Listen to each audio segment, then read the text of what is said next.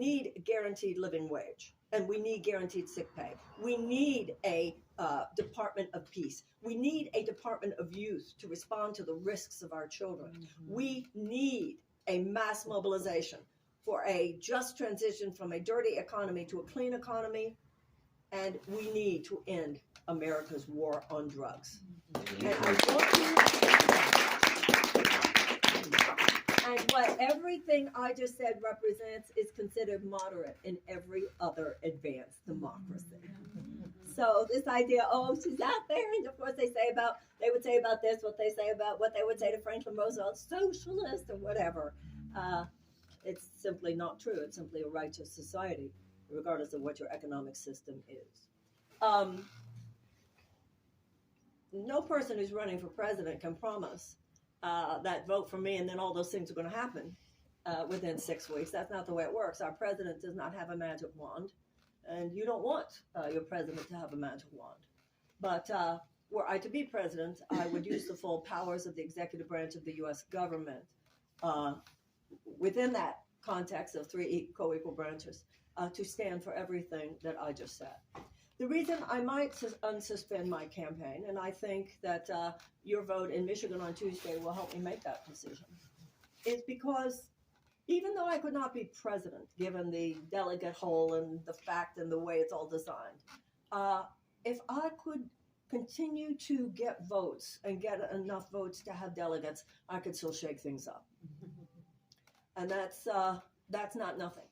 And if you got enough votes that you could have that 15% somewhere in some state to send delegates to the convention, you could have a voice.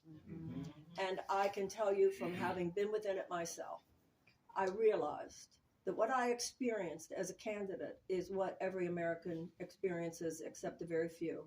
Money is used to squash your dreams. Too many Americans who work at jobs that they hate because it's the only place they can get the benefits, can get the health care. Young people who come out of school, I can't even imagine being in my 20s with tens of thousands of dollars of college loan debt. What it would do to my personality, how you would ever feel capable of spreading your wings and doing what you really want to do with your life. So I think we need to look at it the same way the abolitionists did, and the same way the women suffragists did, the same way the early labor organizers did and do, by the way. Yay, Sean Fain, right? And the same way, certainly my role model. I'm sure a lot of people feel that way about it. And although that recent stuff is getting sucked in too, you can see how it worked, right? And the same way that the civil rights workers did. We've got to come up with something from the bottom of who we are, and we've got to stand in front of whatever the forces of injustice are that are assaulting our democratic freedoms in our time, and we have to say very, very clearly, we got to change that, and we're going to. And they did, and we can. And the worst thing happening is too many of us are feeling it can't change. And we have to, it's kind of like when somebody is, I was reading one day about how people freeze to death, like in an avalanche. And the way people freeze is they just fall asleep. And when people have been saved in an avalanche, it's because somebody they won't let each other fall asleep. Stop, you can't. And that's how I feel we have to be with one another right now. I think we are at the effect of some very dangerous ways that we have almost glorified our woundedness, our sense of ourselves as wounded, victimized, limited selves is a perverse comfort zone. And we need to get over that. There are a lot of hours in the day. You can cry when you have to cry, and then get out there and do something to change your country. My own personal motto, which definitely fits with the place that we're in today, is pray in the morning, kick ass in the afternoon. Michigan, over to you. Thank you very much.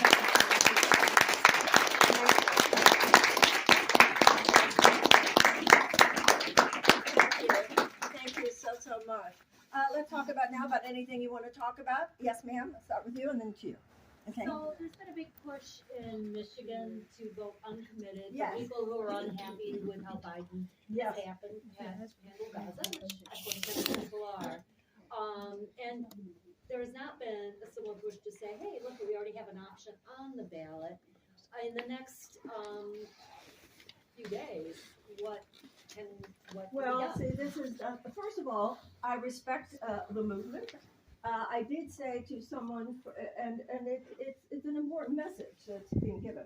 So I'm not saying anything to minimize that. I did say to someone from Uncommitted the other day, well, you had a Ceasefire Now candidate, a human being. You had a Ceasefire Now candidate who's been saying Ceasefire Now from the very beginning, even before military action began. And the response, which I think is reasonable, was, it's not for me to say, the response was making it just uncommitted is more unifying. Because if you made it about a candidate, but I don't know who the other candidate would have been actually. But be that as it may, that's their choice. I respect that. And I went the other night to a place where I need some water, excuse me. Some of the young people were making phone calls, and it was lovely, and it was lovely energy, and I appreciate it, and I respect it. And some of the young people came up to me after, and they said that they were fans, etc. This movement, the Uncommitted movement, has been very busy, organized, very sophisticated over the last several months. I was just trying to keep my head above water in Nevada, New Hampshire, and South Carolina, so that by the time Michigan was even on the plate for me. So at this point, it's whatever your own conscience says.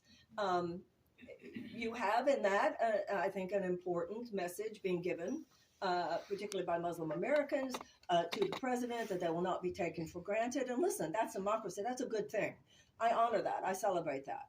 In me, you have someone who has the same message about the ceasefire, but whose agenda also includes Medicare for all, economic U-turn, Department of Peace, standing up in general to the U.S. forever war machine, and so forth.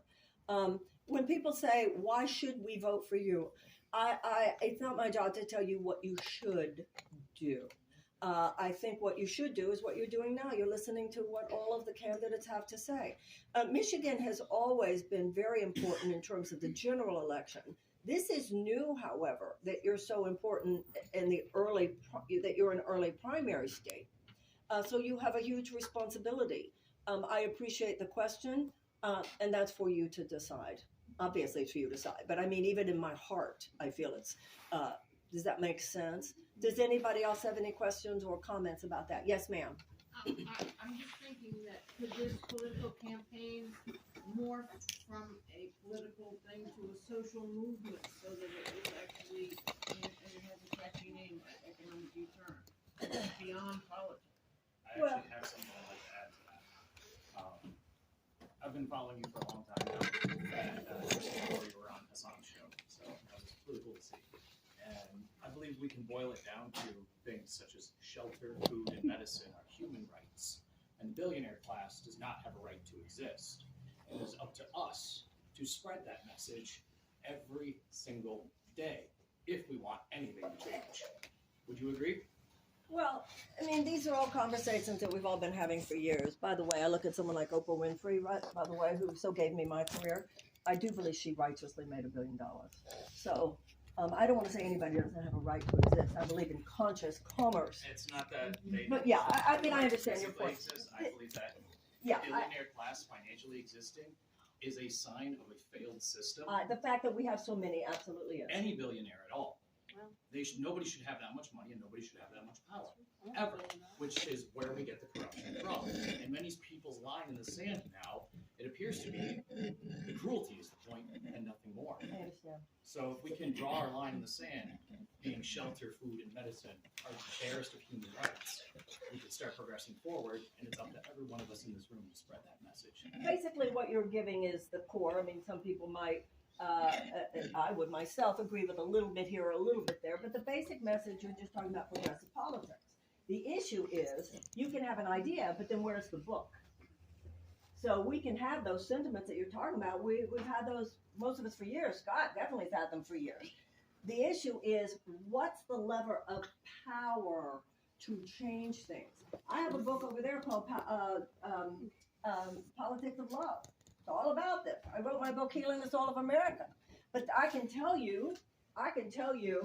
really tell you how the system operates. You want to write a book about it, Ms. Williamson? Go for it. You want to say everything you're saying and write a book? We don't even care if good on you if you have a bestseller.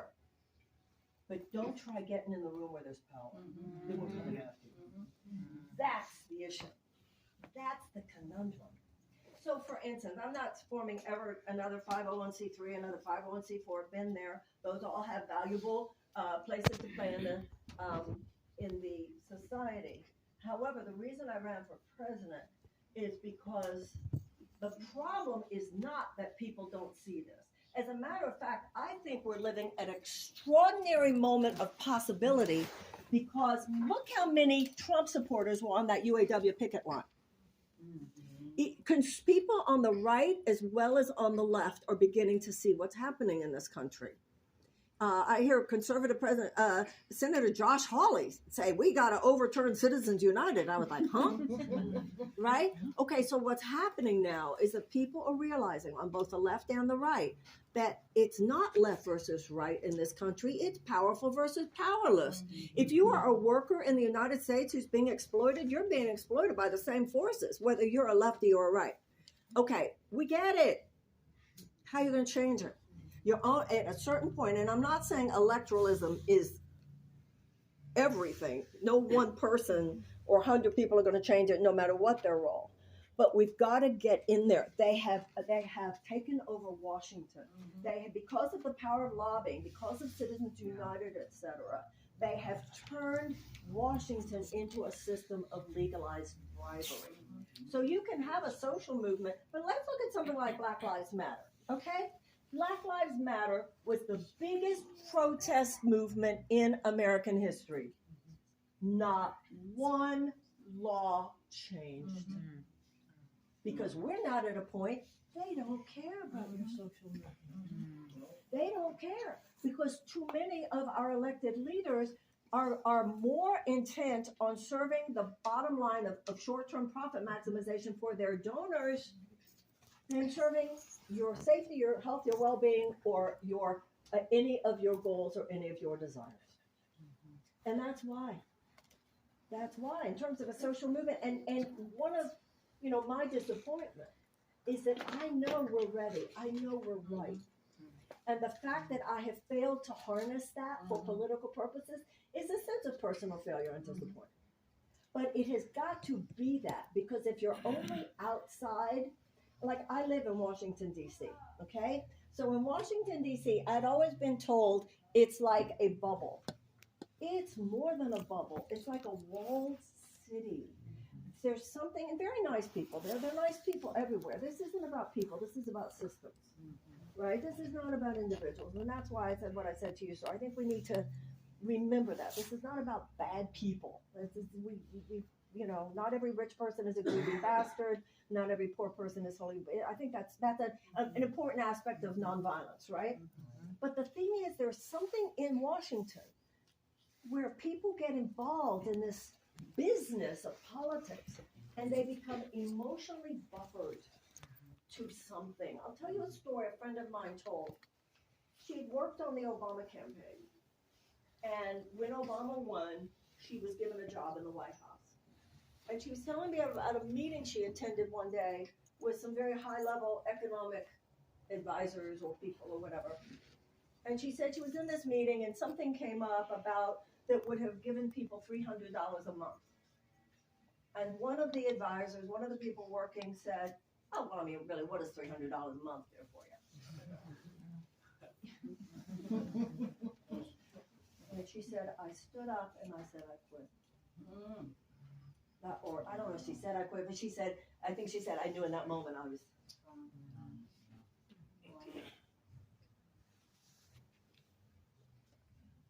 To millions and millions and millions and millions and millions of people, $300 a